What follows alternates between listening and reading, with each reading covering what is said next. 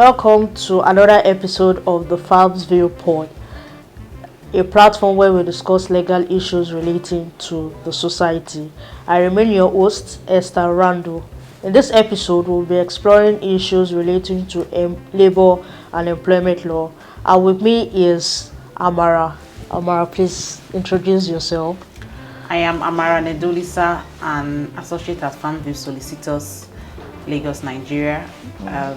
I'm a member of the Labor and Employment Law Practice Area, the Real Estate and Construction Practice Group, and the Dispute Resolution Practice Group of the firm.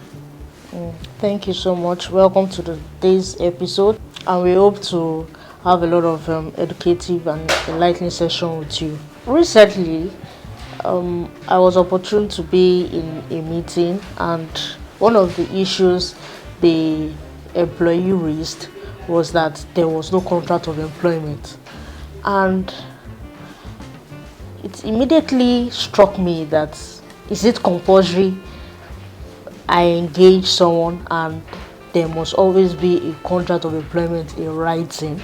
So what's the position of the law on this? Is it mandatory for employers to always document their terms and conditions with their employee? Okay, although the Labour Act, which is like the main source of employment law in Nigeria, they provide that an employment contract must be made orally or in writing. Okay. However, Section 7 of that Act provides that an employer is required to provide a contract of employment in writing, a written contract of employment within 3 months of the commencement of the employee's contract. So that means it doesn't need to be immediately I employ someone, I should give a contract of employment. It doesn't. So after 3 months is the stipulated time. Within 3 months is the stipulated time for me to enter or document whatever terms I have with any employee. Very well. Wow. Okay, so now what's the position of the law when it comes to engaging someone, right? And your terms are exclusive in the sense that it is what we agree that we believe should take precedence in our relationship. Does the law have a way of influencing what we put in our agreement, or is just solely at the discretion of the parties? So the law has little or no influence on an employment contract. Wow. As we all know, an employment contract is solely between an employer and an employee, and is binding on them. So the law cannot come into an agreement that has been entered between two parties. So there is really or nothing that the law can actually do in such situation. What if is, because we are basing our discussion on when there is already a contract of employment. Before entering into a contract of employment, are there certain terms that must be included in the contract? Yeah, there are certain terms that must be included. There are some general terms that must be included in the employment contract, but it is not stated in any act or any regulation that this is what must be said in an employment contract. Okay, so there was a trend sometime last year where there was a particular complaint. I don't want to mention the name now, but they were sacking but there was mass disengagement of workers, and the question that was going around was, is it possible? Is this legally right? So can you just educate us on that? An employer is mandated to give an employee notice of termination. So although the law specifies the number of notice, like the required notice period you're supposed to give your employee dependent on their length of service. They require that if you've been in an employment for 3 months, you're supposed to give the employee a day notice. If an employee has been in a service of employment for 2 years, you're required to give the employee 1 week notice. If the employee has been in service for 5 years, you're required to give 2 weeks notice. And if you have been in an employment for like 5 years or more, you're required to give 1 month notice.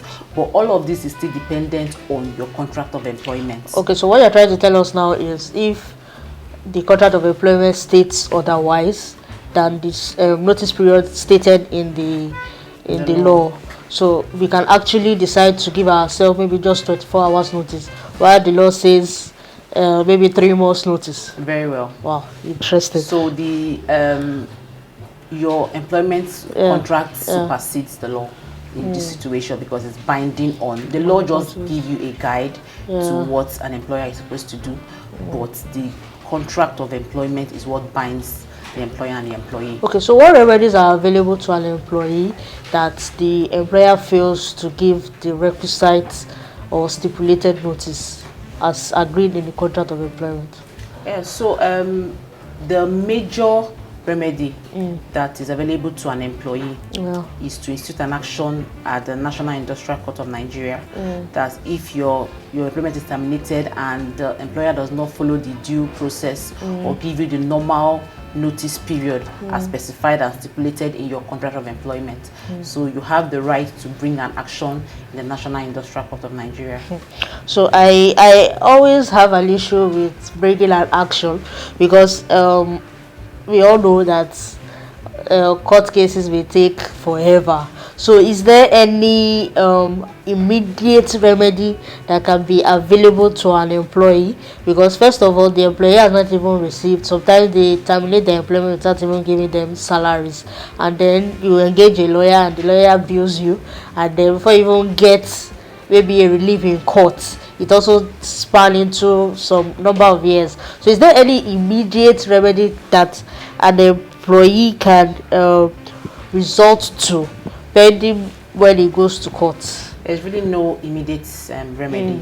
You have to follow the due process of going to court. Wow. So let's come to the issue of pension. So we see a lot of employers, they even see it as one of the benefits. So when you see a job advertisement, they will tell you one of the benefits is you get pension, you get health insurance. But our focus now is on pension. So is pension actually a benefit or a statutory obligation? The statutory obligation is a benefit and statutory obligation. Okay. It's something that an employer must always do. It's part of like one of your benefits rather. So an employer is required to always honor, like remit your pension, because your employer always remove like your monthly salary. They always remove a particular percentage from your salary. So they are required by law statutorily to always remit that particular percentage that has been removed from your salary to your pension fund administrator.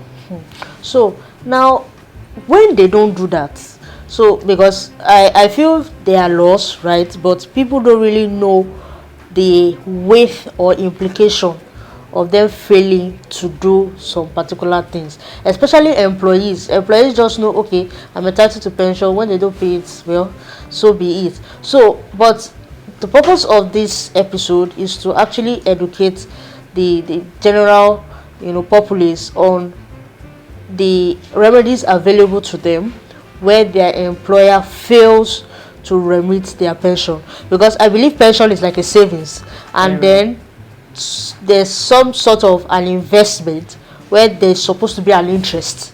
So where an employer fails to remit, so the employee doesn't only loses the main sum that is supposed to be remitted, but also loses out on the interest. So what do you think is the next line of action for such an employee?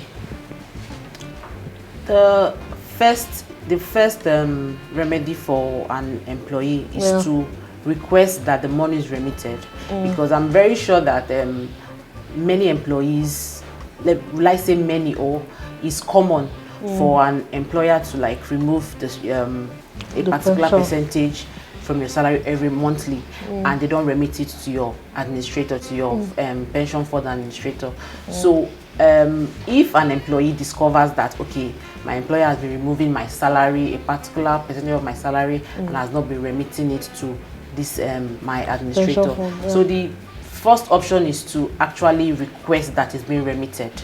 Is it now? So how do you calculate it? Because I stated earlier that there's a main amount, like a percentage. I don't know the percentage now, but and then there's an interest that is supposed to accrue on that main amount. So when I'm requesting, how do I calculate the interest I'm supposed to have gotten, and then how do I also calculate the main amount? So it's 18%. Okay. 18% from your salary, like the total of your salary for the month. Okay. So 10% should come from your employer. Okay. Why 8% is the part of like the employees. The employer is supposed to pay 10% from like maybe the company funds or whatever. Then why the employee is supposed to like pay 8%, like as his own contribution. Yes, from him or his or her salary. Yes. So they have to remit 18% too. But sometimes an employer can just decide to pay everything. Like they will not remove any 8% from the employee's salary. The law provides that in such situation, the employer is supposed to remit 20% and not 18% in such situation. So what you're trying to tell us now is, as a complaint, if you decide that okay, the employee is not going to remit any part and we want to take the sole responsibility of remitting the pension, we have to pay an higher percentage. Yeah. Wow. Okay, so let's now come back to the issue of remedy. Okay, so as an employee, what do you think are the remedies available for me against my employer that fails to remit my pension? So like I said, the first is to request that the money is refunded. Okay. Not to the employee, but to that administrator. Oh, because we have different administrators that are assigned to receive your pension. Yes, so you're supposed to request that the money is refunded back to them. But where the employer refuses to do that, then you have to bring an action. So the court will compel the employer to actually remit the funds. So can it also be likened to probably a criminal offense? Because I feel you withholding my money, right? It's some sort of deceit. You are withholding my money and you are giving me the impression that you are remitting it because you are deducting it from my salary. So can it be likened to a criminal offense, or the law is really not clear on this? The law is really not clear on it because employer-employee relationship is mostly civil and not criminal. Although there are some elements of criminal that might come in during the course of your employment, maybe fraud or some other things, but employer-employee relationship is strictly civil, and so is the National Industrial Courts and not really going to maybe the High Court or Magistrate Court when it comes to criminal actions. Okay, so now let's come to the issue of privacy of employees. Now, I've seen scenarios where an employer will compel a prospective applicant to undergo medical examination, and or as this case may be, it could also be do a sort of security check. Now, doesn't that amount to infringement of privacy? So the law is not so clear on whether the law did not like specify that is wrong or is right to actually undergo medical examination. But I would say it depends on your contract of employment and it varies from one company to another. So some companies can decide that okay, you have to undergo some medical examination before you can be employed, while some don't even state that, they don't state it. So it still boils down to whatever, it depends on the organization and it depends on your contract of employment. So but the situation whereby maybe you have done the examination and maybe the result them turns out positive and maybe HIV positive and all of that, and that's like a ground for refusing your employment or refusing you to be employed in that organization, then the law can actually come to the applicant's aid and the prospective employee's aid. Okay, so what you're telling me now is, okay, fine, the law is not certain on whether my privacy is infringed by doing a medical test as a sort of condition for employment, but if the result now turns out to be positive, like for example an HIV patient, then and I'm refused employment on that basis, then I can have a sort of relief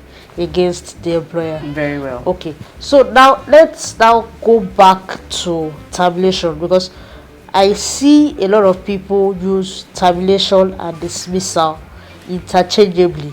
Okay. Now, I've read articles that says termination is different from dismissal, but then when I also see termination letters, most of them adopt termination and not dismissal. So is there any distinction actually between termination and dismissal, and if there is, are there any legal implications? Okay, so for termination, just like the word implies, it's just like bringing an employment relationship to an end. It's also like a cessation of the services of an employee by an employer, and that one comes with terminal benefits. But dismissal is a bit punitive and a bit extreme, different from termination. So it's for cause. So although generally you have to actually inform the employee why you're terminating or why you're dismissing his employment or her employment, but when it comes to dismissal, is more extreme than a termination. You must have done something that is like a gross misconduct, sexual harassment, fraud, something that is just very grave to the company. And that was when the company have to do some certain things before you can now be dismissed. Okay, so what if I understand you right, so termination is putting an end, but then you are entitled to your benefits. Very well. While dismissal is also putting an end, but your benefits are not sure. So for dismissal, it depends on your contract of employment. So that's why it still boils down to whatever is agreed between parties. If parties have agreed in their employment contract that, okay, when you are dismissed for this action or this act, okay, you're not going to be liable to any benefit, any terminal benefit, then that stands. But if it's not stated there, if it's stated there, they were going to follow whatever it is that is on the contract of employment. So you may or may not be entitled to your terminal benefits. So it's even depending on your employment contract and depending on the extent of what you have done to the company. So you have given us an impression now that almost everything depends on your contract of employment.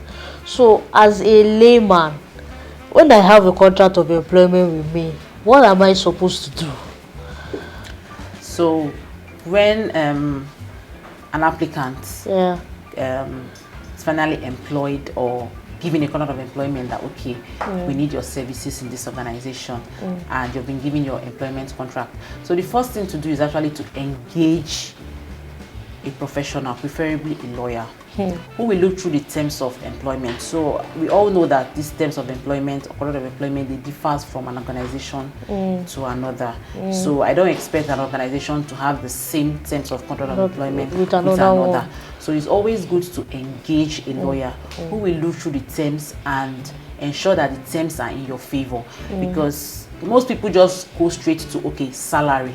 Let them even see how much they're going to take home. And forget the rest. They don't even look at the pension. They don't look at the hours, the working hours. They don't look at if they are like there's money for like overtime, different things, HMO, many things, wardrobe allowance. They don't look at all those things. They just go straight to salary. So it's very important that you engage a professional to look through this contract of employment to be sure that they are in your favor. Because most times they are always in the favor of the employer. But if you are not smart enough to even know the basic things, your leave, how long am I giving like what is my leave period and all of that is actually wrong. People just go straight to, okay, I want to see how much I'm taking home. It's better than what they be receiving in their former employment. You can't blame us, like, you know, because all of the things we also look out for is the salary. That's even when we start negotiation. You understand? But actually, this is very important because you can actually work for 4 or 5 years and have nothing to show for it. Very well. Based on the terms contained in the contract of employment. So I've actually taken this home that any contract of employment I get, I am sure you'll be willing and ready to assist.